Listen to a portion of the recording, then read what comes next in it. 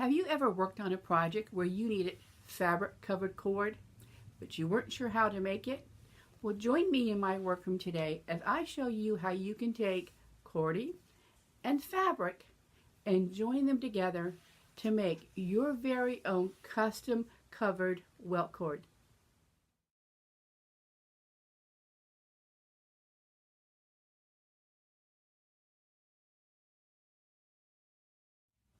Hello, my name is Sandra, and I want to welcome you to my custom drapery and soft furnishings workroom.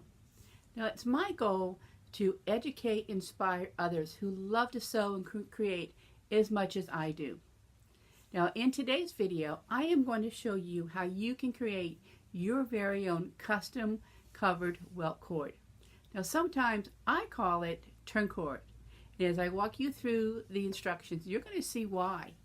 Now, I want you to stay till the end because I'm going to give you some ideas on how you can use this turn cord. For this project, you will need cording of your choice. I will be using a 1/4 inch cotton cording, and I will be using fabric of my choice, and I will also be using a sewing machine with a zipper foot. Now, you can certainly use an industrial machine or a home machine, whatever you have at your disposal. Now, you will begin by cutting bias strips of fabric that will give you the yardage that you need for the project that you're working on.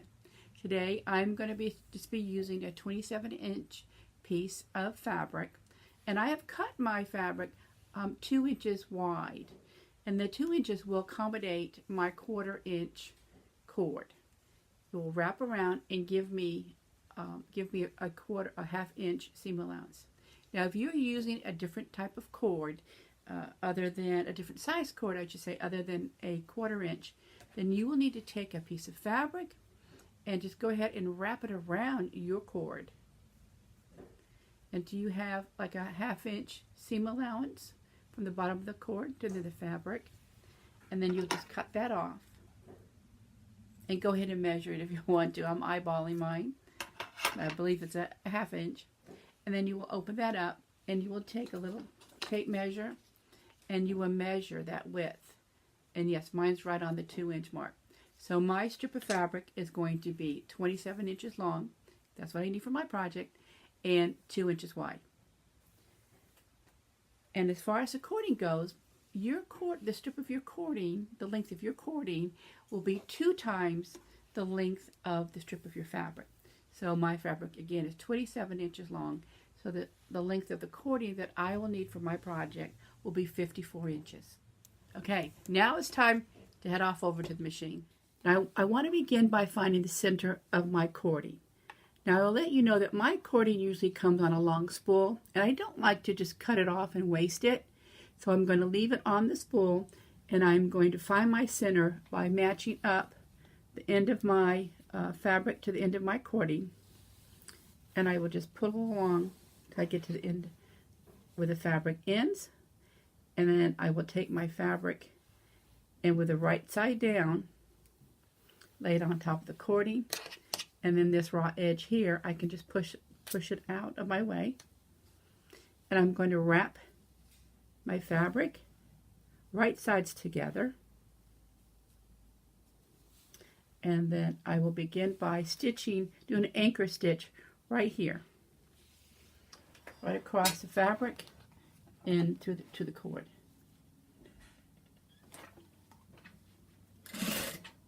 And I will back that. If I do not want this to come loose, put a nice anchoring stitch.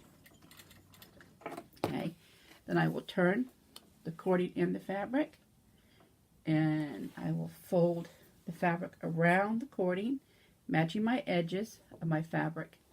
And I'm going to stitch maybe about 1/8 of an inch away from the cording edge, because I do not want to catch the cording.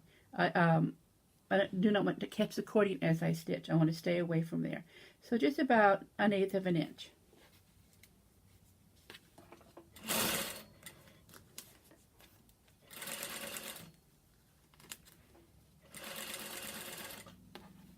I will continue to wrap.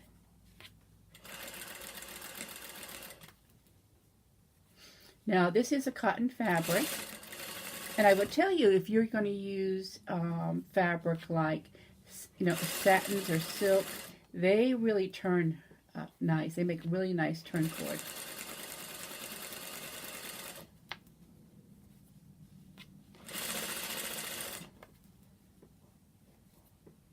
And I leave I use a 1/2 inch as I'm sewing, because if you're using a fabric that wants to fray a little bit, you will want to go over and do a second stitch, just to make sure it's going to be reinforced.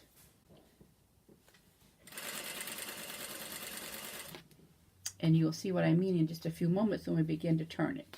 There's a lot of stress on the threads as you turn the fabric.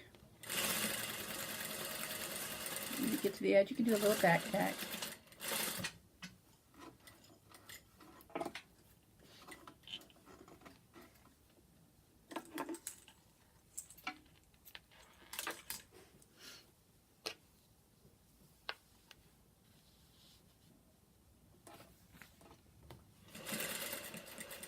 Like I said, if you are using a fabric that wants to fray a little bit, go ahead and stitch it twice. Now I use a fairly close stitch width, well, probably about a 3.5 to 4. You definitely do not want to use a basting stitch. Again, I'm careful not to catch my cording.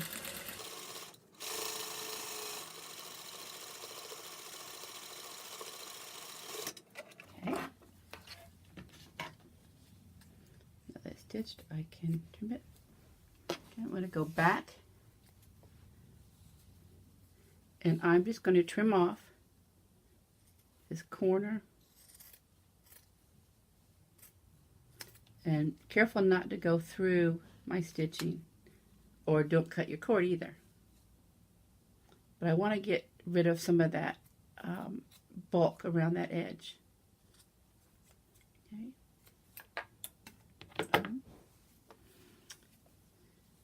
And I'm going to go ahead and just trim some of my seam allowance off.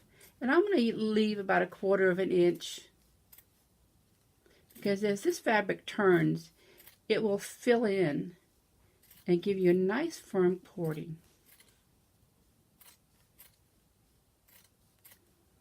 Again, if my fabric was one that has a lot of fray to it, I would not cut it down, trim it down. I would maybe leave like maybe a little bit over 1/4.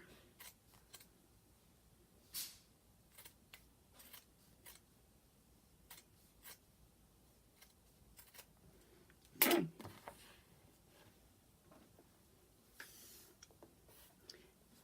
Now you're going to want to go ahead and anchor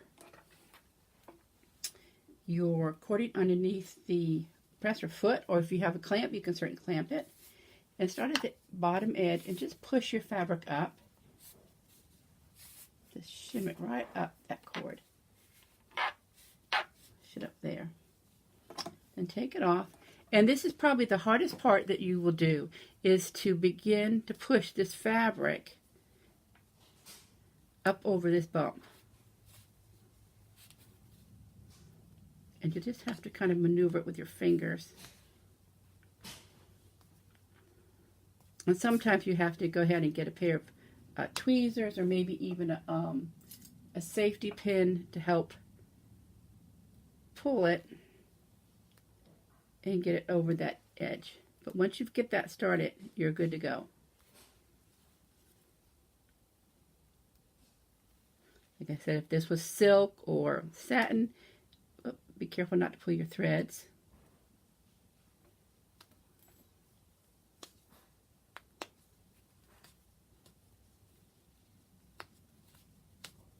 Go.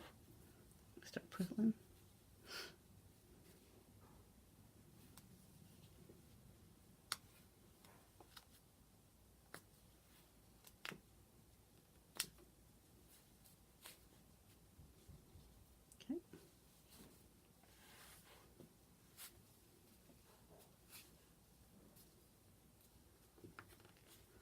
Again, you can see it's going to start to pull, and I'll stick it back underneath.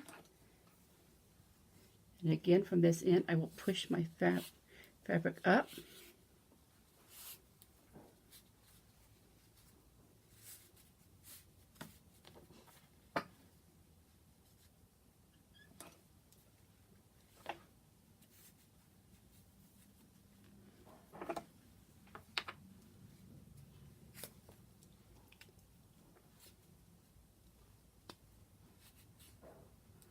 And then you can see it will start to push right over that edge. And if you need to, you can put it back underneath. Careful not to sew it.